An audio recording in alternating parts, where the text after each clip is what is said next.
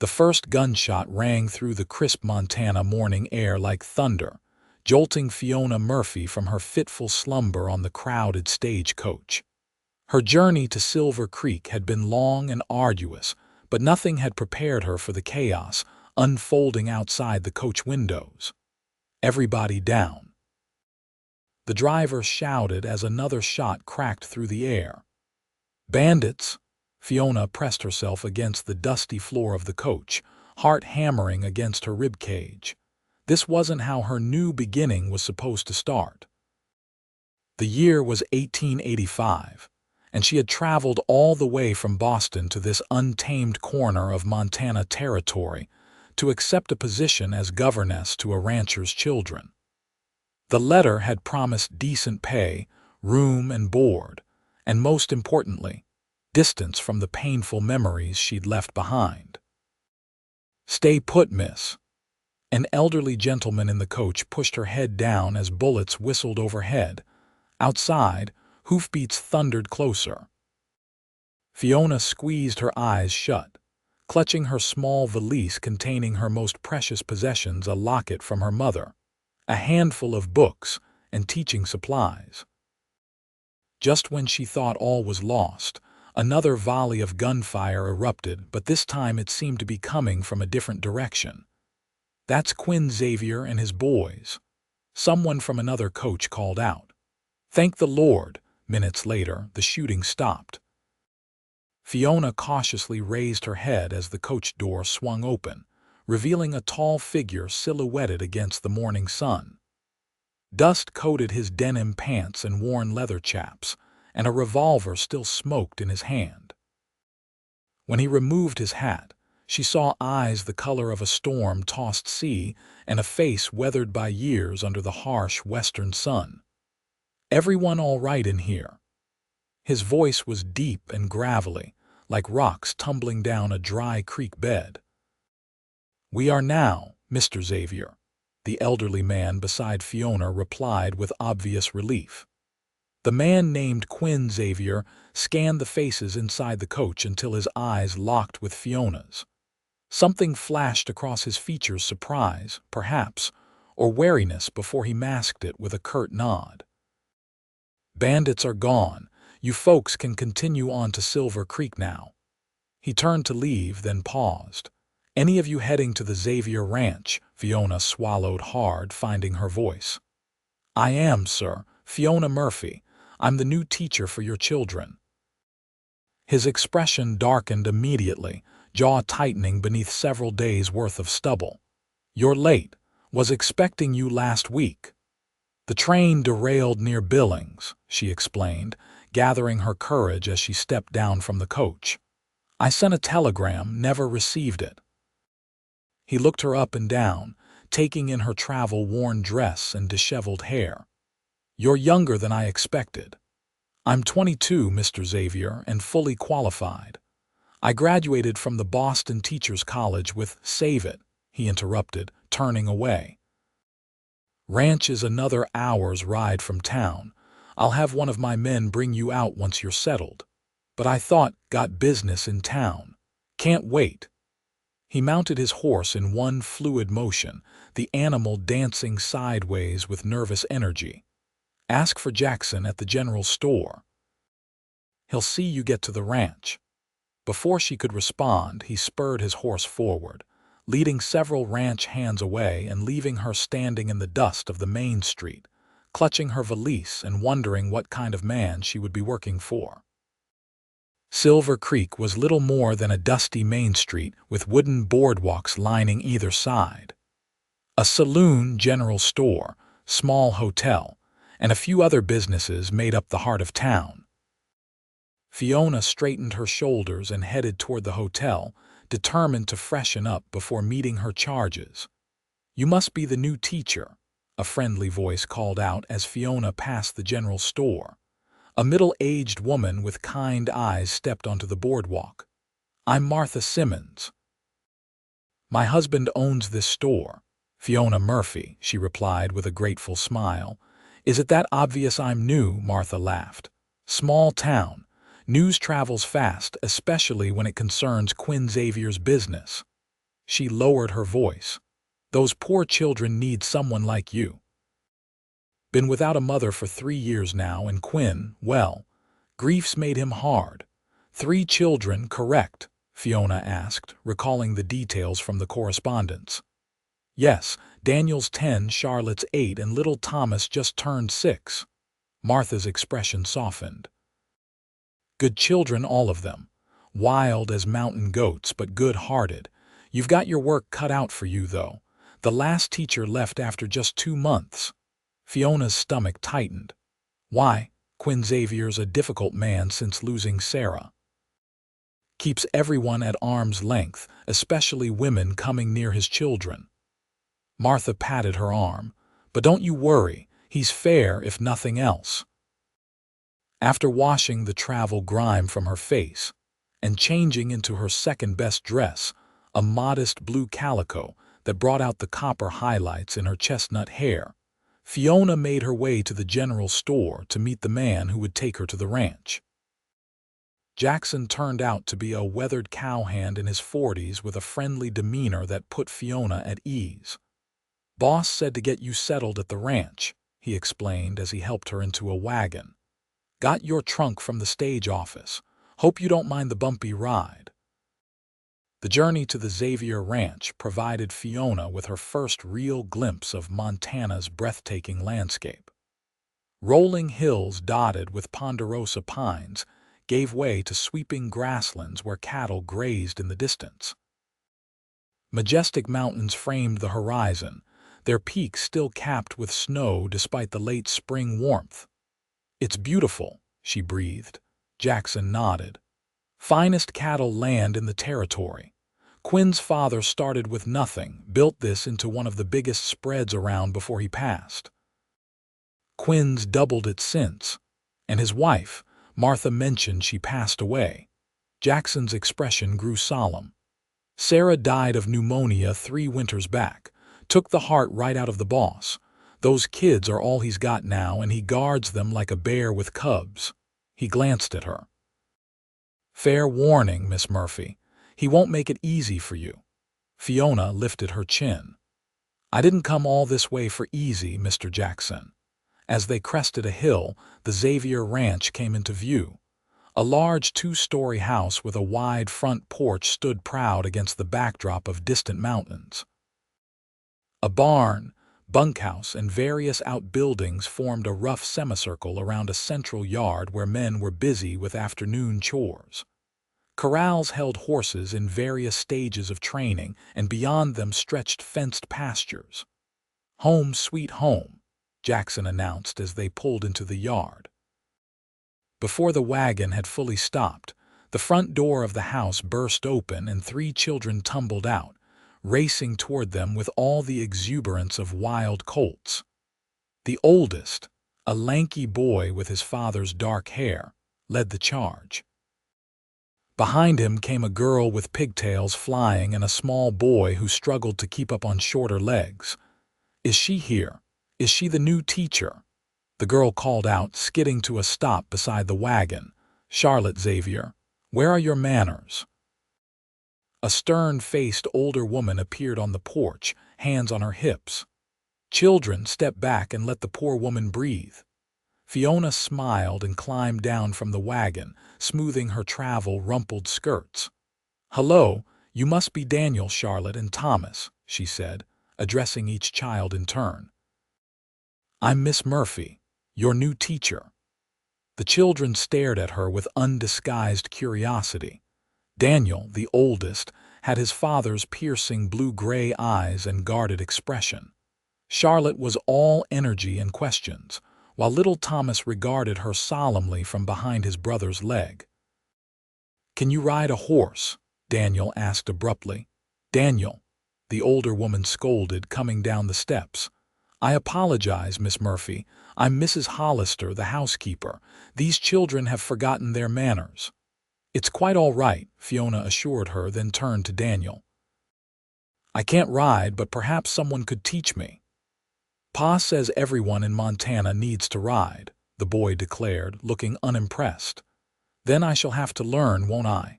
Fiona replied steadily, meeting his challenging gaze. Charlotte tugged at Fiona's sleeve. "Do you know stories?" Miss Williams knew lots of stories, but she left. "I know hundreds of stories," Fiona promised.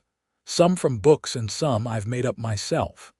This seemed to satisfy Charlotte, but Thomas remained hidden behind his brother, peeking out with shy curiosity. "Come along now," Mrs. Hollister said. "Let's get Miss Murphy settled. She's had a long journey." The interior of the ranch house surprised Fiona with its understated elegance. Though clearly a working ranch home, the furnishings were of good quality, and feminine touches remained: floral curtains, a patchwork quilt draped over a sofa, and pressed wildflowers framed on the walls. "Sarah's touches," Mrs. Hollister explained quietly when she caught Fiona looking. "Mr. Xavier hasn't changed a thing since she passed." Fiona's room was on the second floor, adjacent to the children's bedrooms and across the hall from a small room that had been converted into a schoolroom. The space was simple but comfortable, with a narrow bed, a dresser, and a small desk beneath the window that overlooked the ranch yard. "Lessons begin at 8 sharp," Mrs. Hollister informed her as Fiona unpacked her few belongings. "Breakfast at 7. Mr. Xavier expects the children to focus on their studies in the morning. Afternoons are for practical learning, ranch work for Daniel, household skills for Charlotte, though she fights it tooth and nail." The older woman smiled fondly. "Little Thomas is still finding his way. Lost his mother when he was so young he barely remembers her." "And Mr. Xavier, what are his expectations for my role here?" Mrs. Hollister's expression turned grave. "Educate them, keep them safe, and don't—" She hesitated. "Don't what?" "Don't try to replace their mother," she finished quietly. "The last teacher made that mistake, got too close, too familiar. Mr. Xavier won't have it." Later that evening, after a simple but hearty supper with the children and Mrs. Hollister, Fiona sat on her bed reviewing the previous teacher's notes. Quinn Xavier had not returned for dinner, and Mrs. Hollister explained he often worked late. A soft knock at her door interrupted her thoughts. Opening it, she found little Thomas standing there in his nightshirt, a wooden horse clutched in one hand. "Thomas, is everything all right?" Fiona knelt to his level. The boy didn't speak but held out a piece of paper. On it was a childish drawing of what appeared to be a horse with a stick figure on its back. "Is this for me?" Fiona asked, taking it gently. Thomas nodded, still not speaking. "It's beautiful. Is this me learning to ride?" Another nod, more enthusiastic this time. "Thank you, Thomas. I'll keep it always." She smiled warmly at the child. "Now, shouldn't you be in bed? He doesn't talk much." The deep voice startled them both. Quinn Xavier stood in the hallway, his tall frame filling the space. He'd clearly just come in from work. Dust coated his clothes, and his hat was in his hands. Not since his mother died. Thomas ran to his father, who scooped him up with an ease that spoke of frequent practice. The tenderness with which the stern man held his youngest son caught Fiona by surprise. "I was just thanking Thomas for his drawing," she explained, holding up the paper. Quinn's expression remained unreadable in the dim light of the hallway. "He draws for people he likes." He settled his son more comfortably against his shoulder. "I'll put him to bed." "We start early here, Miss Murphy. Children need their rest." "Of course." Fiona stepped back into her room. "Good night, Mr. Xavier. Good night, Thomas." As she closed her door, she heard Quinn's boots retreating down the hall, followed by his low, rumbling voice speaking softly to his son. The brief interaction left her with more questions than answers about her taciturn employer. The first week passed in a blur of adjustments. Fiona quickly learned that while Daniel was bright, he resisted book learning in favor of ranch work. Charlotte was quick-witted and loved reading but balked at arithmetic. Thomas, though silent, showed a natural affinity for drawing and could work simple math problems when presented visually. Quinn Xavier remained an enigmatic presence, leaving before dawn each day and often returning after the children were in bed. On the rare occasions their paths crossed, his interactions with Fiona were cordial but distant, limited to brief inquiries about the children's progress or practical matters concerning the household. By Friday, Fiona had established a routine that seemed to work. Mornings were devoted to traditional subjects: reading, writing, arithmetic, and history. After lunch, she incorporated more practical lessons, measuring ingredients for cooking with Mrs. Hollister, identifying local plants and their uses, or learning to calculate the cost of supplies for the ranch. That afternoon, as the lesson concluded, Daniel approached her desk with uncharacteristic hesitation. "Miss Murphy, could you help me with something?" he asked, shuffling his feet. "Of course, Daniel. What is it?" "Pa's birthday is next week. I want to write him a letter, but I'm not good with words like Charlotte." Fiona's heart warmed at this glimpse of the boy beneath the tough exterior. "I think that's a wonderful idea. Your father would treasure a letter from you more than anything store-bought." For the next half hour, she helped Daniel craft a heartfelt message to his father, careful to keep the words his own while gently guiding his expression. When they finished, his face shone with pride. "Thank you, Miss Murphy," he said with newfound respect in his eyes. "You're welcome, Daniel. Your father is lucky to have a son who cares so much." That evening, Fiona was surprised when Quinn joined them for supper. The children immediately perked up, chattering about their day with an enthusiasm that told her these family meals were rare and precious. "And then Miss Murphy showed us how to make a map of the ranch," Charlotte explained excitedly. "I drew in all the buildings and the creek and even the big oak tree where we have our picnics." Quinn's eyes flicked to Fiona. "Practical geography. Smart." "I believe children learn best when education connects to their everyday lives," Fiona replied, encouraged by this small approval. "She's teaching me to ride, Pa," Charlotte continued. "She's not very good yet, but Jackson says she's brave." Fiona felt her cheeks warm. Her first attempt at horseback riding had been less than graceful, much to the ranch hand's amusement, but she'd been determined to try again. "That true?" Quinn asked, his attention now fully on Fiona. "You're learning to ride." "I am," she acknowledged.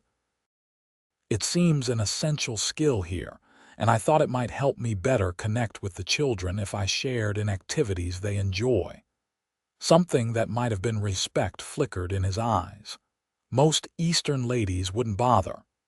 "I'm not most Eastern ladies, Mr. Xavier." The words came out more forcefully than she'd intended. For a moment, she thought she saw the ghost of a smile cross his face before he turned his attention back to his plate. After supper, when the children had gone upstairs to prepare for bed, Fiona found herself alone with Quinn in the parlor. He stood by the window, looking out at the ranch yard bathed in the golden light of sunset. "My children seem taken with you," he said without turning around. "They're wonderful children, Mr. Xavier. You should be proud. Sarah would have been." His voice held a note of sorrow that tugged at Fiona's heart. She wanted them educated proper, not just ranch-raised like I was. Fiona approached cautiously, stopping a respectful distance away. "May I ask what happened to her? The children mention her sometimes, but it's clearly still painful." Quinn was silent so long that Fiona thought he might not answer. When he did, his voice was rough with suppressed emotion. Winter of '82 was brutal. Blizzard came up sudden while Sarah was visiting a neighbor who just had a baby. Horse threw her on the way home, by the time we found her. He trailed off, shoulders tense. Pneumonia took her 2 days later. "I'm so sorry," Fiona said softly. Quinn turned to face her, his expression guarded once more. "Mrs. Hollister says you're good with them. Different from the others we tried.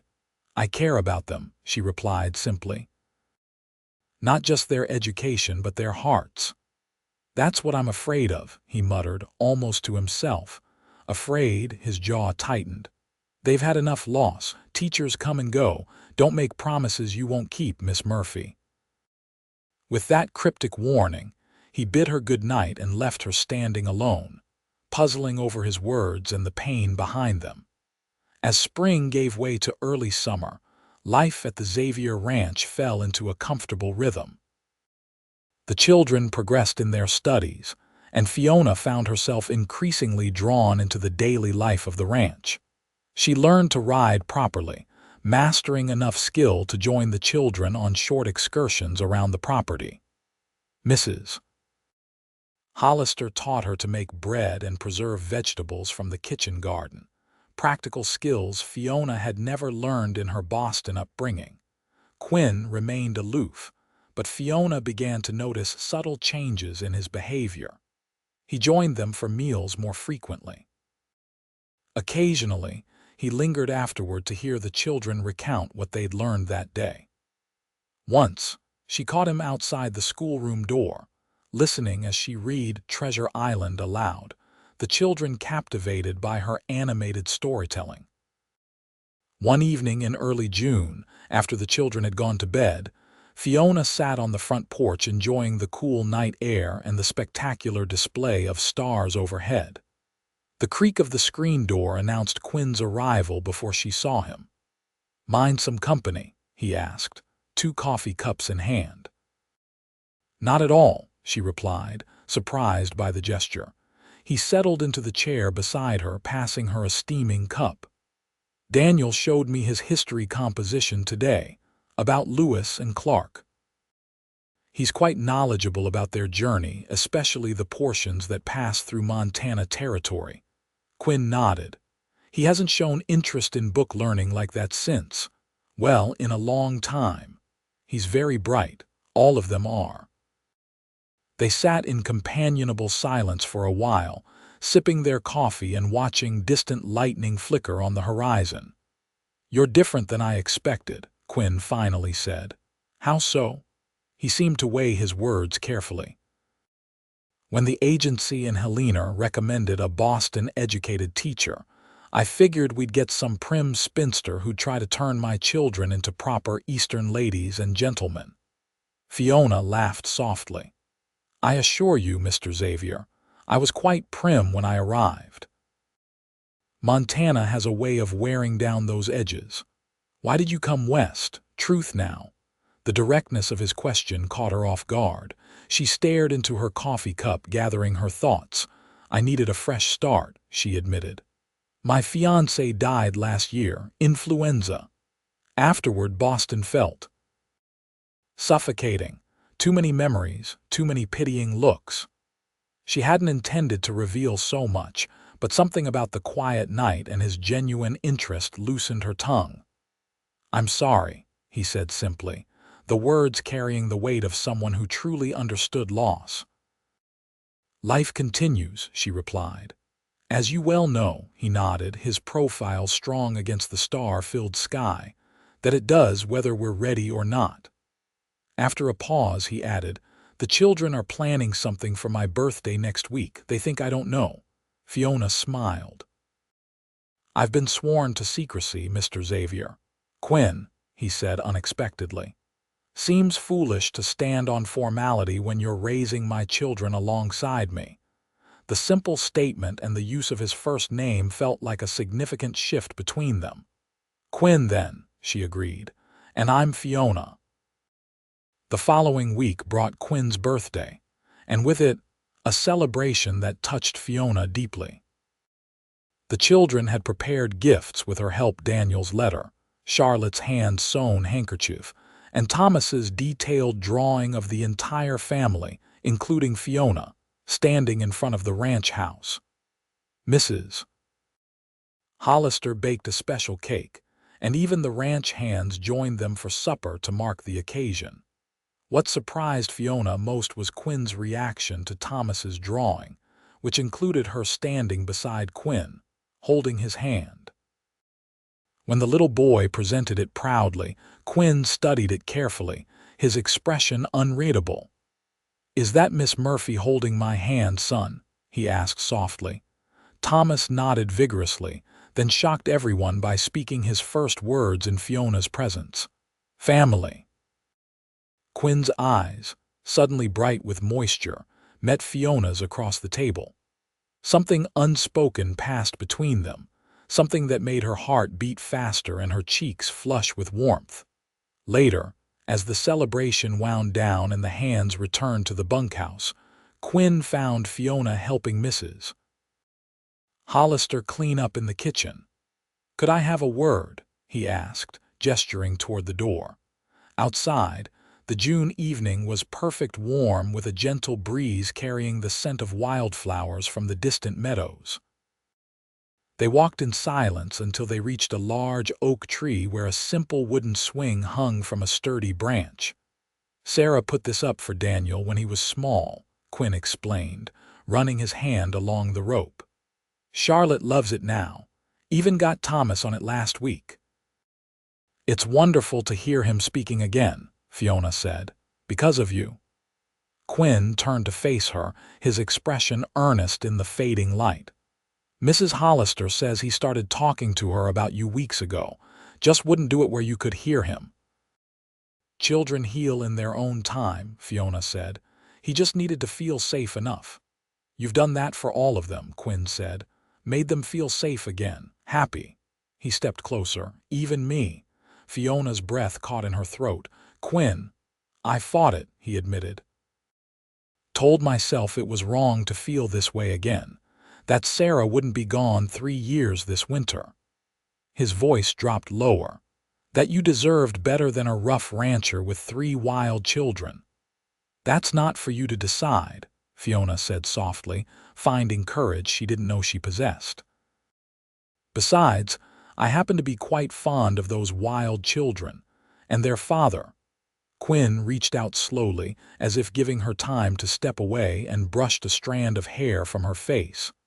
"I can't offer fancy things or city life. I didn't come west looking for those things," she reminded him. When he kissed her, it was gentle at first, tentative, as if he'd forgotten how. Then, as she responded, it deepened into something more confident, more hungry. When they finally broke apart, they were both breathing harder. "The children will be ecstatic," Quinn said with a small laugh. "They've been plotting to get us together for weeks. I knew Charlotte was up to something when she kept insisting I sit next to you at supper," Fiona admitted. "And Daniel asking if I thought lady teachers could make good ranchers' wives." Fiona's heart skipped at the implication. "He didn't." "He absolutely did." Quinn took her hands in his. "I'm not rushing anything, Fiona. We have time to be sure. But I want you to know that I see a future here with you if you want it too." "I do," she whispered, realizing the truth of it as she spoke. "I came west for a fresh start, but I found so much more." As summer bloomed across the Montana landscape, so did the relationship between Fiona and Quinn. They moved cautiously, both aware of the children's watchful eyes and the potential for hurt if things went wrong. During the day, they maintained a professional distance, with Fiona focusing on her teaching duties and Quinn running the ranch. But evenings often found them sharing quiet conversations on the porch or taking walks around the property after the children were asleep. The children, far from being confused by this development, seemed to blossom under the new dynamic. Daniel took to showing Fiona aspects of ranch life with pride. Charlotte peppered her with questions about courting. And Thomas spoke more each day, as if the ice around his heart had finally begun to thaw. One particularly memorable day in late July, Quinn arranged for a picnic by the creek that ran through the eastern edge of the property. It was a rare, full day off for him, and the children were beside themselves with excitement. "Pa hardly ever takes a whole day off," Charlotte confided as she helped Fiona pack the picnic basket. "Not even for Christmas sometimes." "Running a ranch this size is demanding work," Fiona replied, though secretly pleased he was making the effort. They rode out together, Quinn leading the way on his stallion with Thomas seated in front of him. Daniel rode his own pony proudly, while Charlotte shared Fiona's more docile mare. The spot Quinn had chosen was idyllic, a grassy clearing beside a shallow section of the creek where ancient cottonwoods provided dappled shade. After they ate, Daniel convinced Quinn to help him build a small dam in the creek, while Charlotte waded in the shallows looking for pretty stones. Thomas sat beside Fiona on the blanket, carefully arranging pine cones and rocks into patterns only he understood. "Miss Murphy," Thomas asked in his small, still hesitant voice. "You love my pa?" Fiona nearly dropped the book she'd brought along. "That's a very direct question, Thomas." The boy looked up at her with Quinn's blue-gray eyes. "But do you?" Fiona glanced toward the creek where Quinn was laughing at something Daniel had said, his face relaxed and younger looking in a way she rarely saw. "Yes," she admitted softly. "I believe I do." Thomas nodded solemnly. "Good. Pa loves you too. Did he tell you that?" she asked, heart racing. "No." Thomas returned to his pine cones. "But he smiles now. He didn't smile before you came." Later, when the children were busy exploring upstream under Daniel's watchful eye, Quinn sat beside Fiona on the blanket, his shoulder touching hers. "Thomas is talking more every day," he remarked, watching his youngest son crouching to examine something in the water. "Mrs. Hollister says he chatters constantly when you're giving Charlotte her cooking lessons." "He's making up for lost time, I think," Fiona said with a smile. "He's quite observant for his age." "What did he observe today that's got you blushing?" Quinn asked, nudging her gently. Fiona hesitated, then decided on honesty. "He asked if I love you." Quinn went very still beside her. "And what did you tell him?" She turned to meet his gaze directly. "I told him the truth, that I do." The smile that spread across his face was like sunshine breaking through clouds. "Well now," he said, voice rough with emotion, "that's fortunate because I find myself in love with my children's teacher." He kissed her then, a kiss full of promise and future, heedless of the possibility of small eyes watching from the creek. When they broke apart, Quinn kept her hand in his. "I've been thinking," he said carefully. "The children need stability. You've brought that back to our home. I don't want to risk losing you when your contract ends this fall." "Are you offering to extend my teaching contract, Mr. Xavier?" she teased. "I'm offering a lifetime contract of a different sort," he replied, suddenly serious. "Not right away, we should give the children time to adjust to the idea, but by Christmas, perhaps." He trailed off, uncharacteristically uncertain. "Are you proposing marriage, Quinn?" Fiona asked directly, her heart in her throat. "Poorly, it seems," he admitted with a self-deprecating smile. "Sarah always said I had all the romantic sensibility of a fence post." Fiona laughed, joy bubbling up inside her. "Ask me properly at Christmas and you'll have your answer." "Pa." "Miss Murphy, look what I found." Charlotte's voice broke the moment as she came running toward them, hands cupped around some treasure. Behind her, Daniel rolled his eyes but followed, Thomas trotting to keep up. As the children crowded around, showing off a small turtle Charlotte had discovered, Fiona met Quinn's eyes over their heads and knew with certainty that she had found her home. The months leading up to Christmas were filled with both joy and challenges. Word spread quickly through Silver Creek that Quinn Xavier was courting the schoolteacher, eliciting reactions ranging from approval to skepticism. Martha Simmons from the general store was among the first to congratulate Fiona when she came to town for supplies. "I knew it," she declared triumphantly. "The moment I saw the way he looked at you that first day, all thunderous and bothered. Quinn Xavier only gets that worked up over something that matters to him." Not everyone was as supportive. One Sunday after church services, Fiona overheard Widow Prescott, whose unmarried son ran the bank, commenting loudly enough to be heard. Barely 3 years since poor Sarah passed, and he's already replacing her with that Eastern girl. Those children need a proper Montana woman, not some city-bred teacher who will likely run back east at the first hard winter. Quinn's hand on her elbow steered her away before she could respond.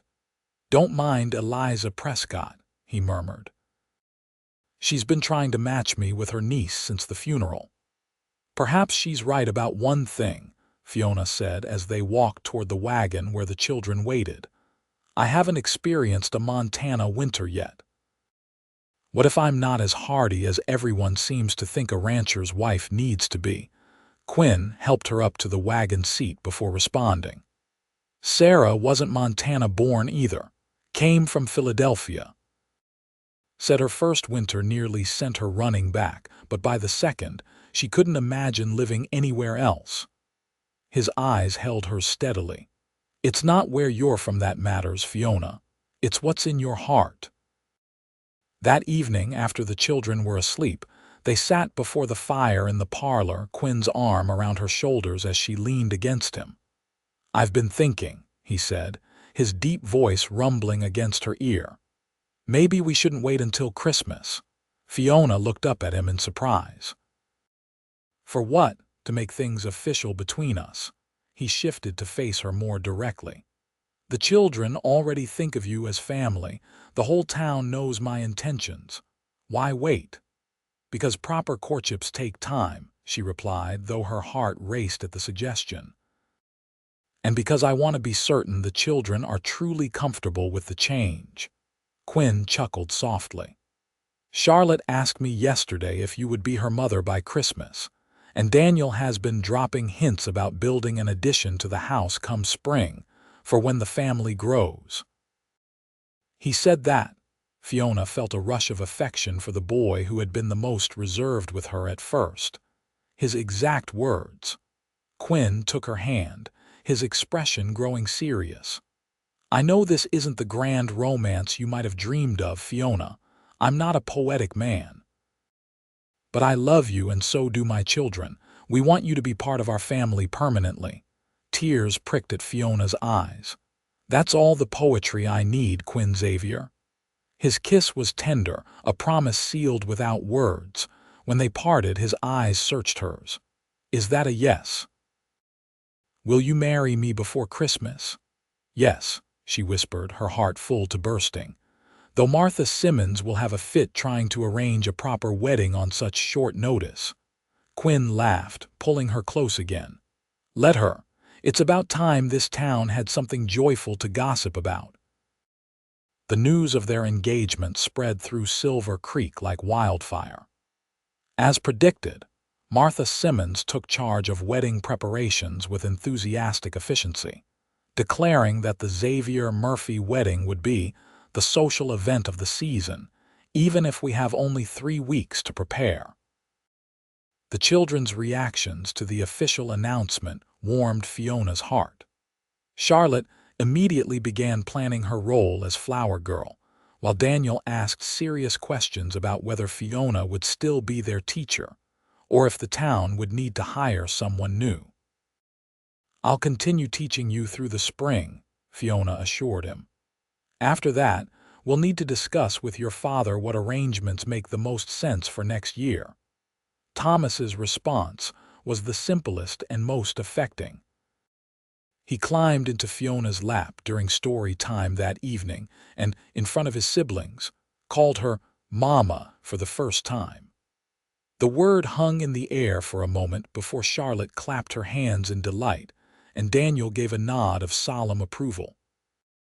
Later, when Fiona recounted the moment to Quinn, his eyes grew suspiciously bright. "Sarah would approve," he said quietly. "She'd be glad they found someone to love them the way you do." As the wedding day approached, Fiona found herself caught up in a whirlwind of preparations. Her simple trousseau needed expanding, and Martha organized a sewing circle of town ladies to help. Even Widow Prescott eventually unbent enough to contribute a hand-embroidered tablecloth as a wedding gift, grudgingly admitting that the Xavier children do seem happier these days. The wedding was set for December 18th, allowing the celebration to precede Christmas, but giving them a few days of privacy afterward when Quinn had arranged for the children to stay with Mrs. Hollister's daughter and her family in Helena. 2 days before the wedding, a telegram arrived from Boston that threatened to cast a shadow over the joyous occasion. Fiona's aunt, her only living relative, expressed in no uncertain terms her disapproval of the match and her refusal to attend such a hasty and ill-considered union with an uncultured rancher. Fiona crumpled the telegram, fighting tears of anger and hurt, but Quinn found her with it still clutched in her hand. "Bad news from home?" he asked gently when she explained. His face darkened momentarily before he pulled her into his arms. "Her loss," he said firmly. "Though I can't say I blame her for thinking you could do better than me." "Don't," Fiona said, pulling back to look up at him. "I couldn't do better than a man who loves his children fiercely, works honestly for what he has, and looks at me as if I hung the moon." His smile returned, slow and tender. "You did hang it, as far as I'm concerned." The wedding day dawned clear and cold, the December sun casting a golden glow over the snow-covered landscape. The small church in Silver Creek was decorated with pine boughs and red berries, and every pew was filled with townsfolk and ranching families from miles around. Fiona wore a dress of ivory silk that Martha and the sewing circle had created, with lace at the collar and cuffs that Charlotte had helped to attach. Her bouquet was a simple arrangement of evergreen sprigs and dried winter berries, bound with a ribbon that had belonged to Sarah Quinn's suggestion, which had touched Fiona deeply.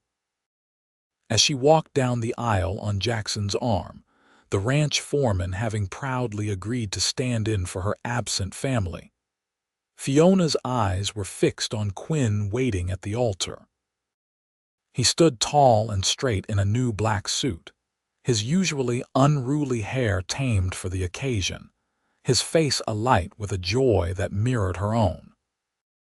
Beside him stood Daniel as best man, puffed up with pride in his new suit, and in the front pew, Charlotte and Thomas watched with shining eyes, the little girl barely able to contain her excitement. The ceremony was simple but heartfelt.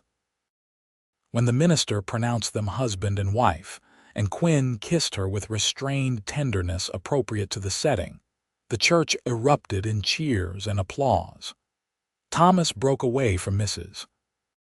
Hollister's hold and ran to them, wrapping his arms around both their legs in a gesture that brought laughter and a few tears from the congregation. The celebration afterward at the town hall was a true Montana affair, with abundant food, lively fiddle music, and dancing that continued well into the evening.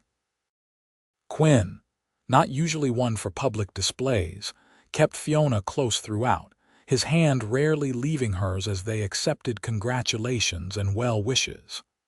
"Happy, Mrs. Xavier," he murmured during a quiet moment as they watched Charlotte teaching Thomas a simple dance step in the middle of the floor.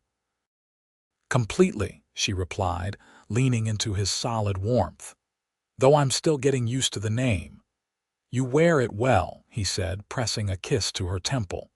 "Sarah would be pleased, you know. She made me promise near the end that I wouldn't let grief ruin the children's lives. That I'd find happiness again someday." "She was a wise woman," Fiona said softly. "I wish I could have known her." "In a way you do," Quinn replied. "You know her through her children, through the home she made, and now you're adding your own thread to that fabric." 3 days later, with the children safely delivered to their temporary guardians in Helena, Quinn and Fiona returned to the ranch for their brief honeymoon. The house felt strangely quiet without the children's energy filling it, but Mrs. Hollister had prepared it beautifully for them, with fires lit in the main rooms and a special supper waiting to be heated. That night, as they lay together in what was now their shared bedroom, Quinn traced the curve of Fiona's cheek with gentle fingers. "I never expected this," he admitted in the darkness. "After Sarah died, I thought that part of my life was over. I focused on the ranch, on the children, on just getting through each day.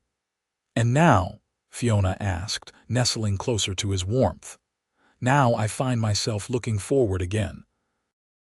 Making plans for spring planting, for Daniel's education, for Charlotte's future. Even thinking about—" He hesitated. "About what?" "About whether Thomas might like a younger brother or sister someday," he finished, his voice a mix of hope and uncertainty. "Though that's a conversation for another time, when you've settled into being a mother to 3. Fiona smiled in the darkness, placing her hand over his heart. "I'd like that conversation sooner rather than later," she said softly. "I've always wanted a large family." His arms tightened around her. "Have I told you today how much I love you, Fiona Xavier?" "You have," she replied, "but I don't tire of hearing it." When the children returned 5 days later, full of stories about their adventures in Helena and laden with small Christmas gifts they'd purchased with Quinn's help before the wedding, the house came alive again with laughter and energy. Watching them hang their stockings by the fireplace on Christmas Eve, Fiona felt a sense of completion she hadn't known was missing from her life. Later, after the children were asleep, dreaming of Christmas morning, she and Quinn sat before the fire, a comfortable silence between them as they admired the small tree the children had decorated with paper chains, pine cones, and a few precious glass ornaments that had belonged to Sarah's family. "I have something for you," Quinn said, reaching into his pocket and withdrawing a small package. Traditionally, it should have come before the wedding, but it wasn't ready in time. Fiona unwrapped the package to find a delicate gold locket. Opening it, she gasped softly at the tiny portraits inside, Quinn on one side and the 3 children crowded together on the other, all smiling at the painter. "It's beautiful," she whispered, blinking back tears. "When did you arrange this?" "That business trip to Helena in October wasn't entirely for cattle sales," he admitted with a smile. "The children and I visited a photographer who specializes in miniatures." As he fastened the locket around her neck, his fingers lingering on the sensitive skin there, Fiona felt overwhelmed by the journey that had brought her to this moment. From the frightened, grief-stricken young woman who had fled Boston seeking escape, to this a wife, a mother, a teacher, a woman loved and in love. "I have something for you too," she said, retrieving a package from beneath the tree. "Though it's not nearly as fine as your gift." Quinn unwrapped it carefully to reveal a leather-bound journal, its pages filled with Fiona's neat handwriting. His brow furrowed in confusion until he began to read the title page. "The Xavier Family, Stories and Memories," compiled by Fiona Murphy Xavier. "I've been collecting stories about Sarah from the children, from Mrs. Hollister, from you," she explained as he turned the pages with gentle fingers. "And I've added observations of my own about each child: Daniel's quiet strength, Charlotte's boundless curiosity, Thomas's artistic spirit. I thought it might become a family record we could add to over the years." When he looked up, his eyes were bright with unshed tears. "This is the most precious gift I've ever received," he said, voice rough with emotion. "Thank you for understanding what truly matters to me." As the fire crackled and snow fell gently outside, Quinn pulled her close, his kiss a promise of all the days and years to come. The first year of marriage brought adjustments for everyone in the Xavier household. Fiona continued teaching the children through spring, but by summer, it became clear that her responsibilities as Quinn's wife and the children's mother combined with her pregnancy, confirmed in March to everyone's delight, would require a different arrangement for their education. Quinn initially suggested hiring another teacher to come to the ranch, but Fiona had another idea.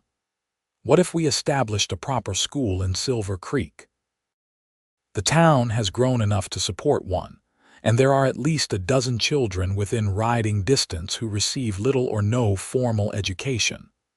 Her passion for the project was infectious, and by late summer, Quinn had donated land at the edge of town for a schoolhouse. Ranch hands and townsmen worked together to raise the building before the first snow, and Fiona, though unable to teach full-time due to her advancing pregnancy, helped design the curriculum and interviewed potential teachers. "You've brought more than love to this family," Quinn told her one evening as they watched the nearly completed schoolhouse from their wagon. "You've brought vision, connection to the wider world. And you've taught me the value of putting down roots," she replied, leaning against his shoulder. "Of building something that lasts." Their son, James William Xavier, was born on a crisp November morning in 1886, almost exactly a year after Fiona had first arrived in Silver Creek.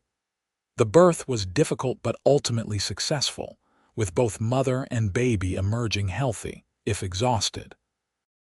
Quinn, who had paced the hallway throughout the long night, broke down in tears when Mrs. Hollister finally placed his new son in his arms.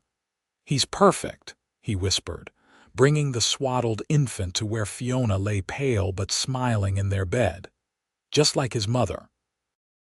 The children's reactions to their new brother varied, but were uniformly positive.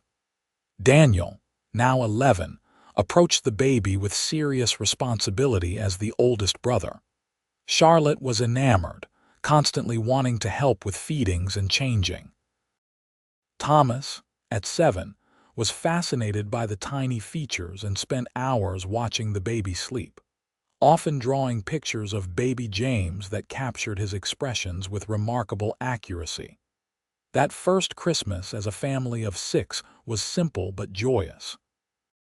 The new school teacher, Miss Rebecca Anderson, joined them for Christmas dinner, along with Mrs. Hollister and several ranch hands who had no family nearby. As they gathered around the table laden with holiday fare, Quinn stood to offer a toast. "To family," he said, his gaze moving from Fiona to each of the children and finally resting on baby James, asleep in his cradle by the fire. "Old and new, by birth and by choice. And to the remarkable woman who came to teach my children and ended up teaching me how to love again." The years that followed brought both joys and sorrows, as all lives do. The Xavier Ranch prospered under Quinn's steady management and Fiona's complementary skills with bookkeeping and correspondence. Silver Creek grew from a small outpost to a thriving town, with the school at its heart. Daniel, with his father's gift for ranching and his stepmother's emphasis on education, eventually attended the agricultural college in Bozeman before returning to help run the family ranch.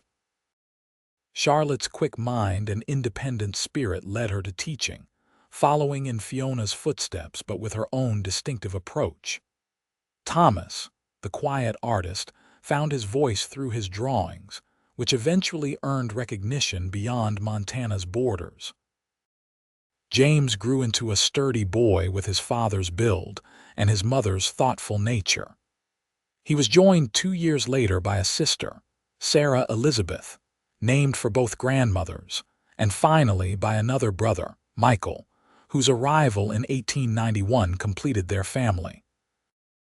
On a golden autumn afternoon in 1895, 10 years after Fiona had first arrived in Silver Creek, she sat on the front porch of the ranch house, watching Quinn teaching 5-year-old Michael to ride his first pony while 9-year-old James offered enthusiastic advice. Sarah, at 7, was nearby, gathering wildflowers with Thomas, now 16 and tall as his father. Daniel, 20 and recently engaged to the blacksmith's daughter, rode in from checking the north pasture. Charlotte, 18 and home from her first term at normal school in Helena, emerged from the house with a pitcher of lemonade, calling everyone to the porch for refreshment. As her family gathered around her, laughing and talking over one another in familiar chaos, Fiona felt a profound sense of gratitude. The journey that had begun in grief and uncertainty had led to this a life richer and more fulfilling than she could have imagined that day when the stagecoach had been attacked and a stern-faced rancher had come to their rescue. Quinn, catching her reflective expression as he settled beside her, took her hand in his. "Penny for your thoughts, Mrs. Xavier. I was just thinking about beginnings," she replied with a smile, "about how the most unexpected journeys can lead us exactly where we need to be." He squeezed her hand gently, understanding in his eyes. "Best journey I ever took was the one that brought you to Silver Creek to teach my children. And taught you to love again," she teased, echoing words from long ago. "Every day," he promised, leaning in to kiss her as their children groaned good-naturedly at the display. "Every single day." As the sun began to set over the Montana mountains, painting the sky in brilliant oranges and pinks, the Xavier family remained on the porch, sharing stories and laughter, bound together by love that had grown from the most unexpected beginning when a young Boston teacher had arrived to educate 3 motherless children and had instead found her true home in the heart of the Wild West.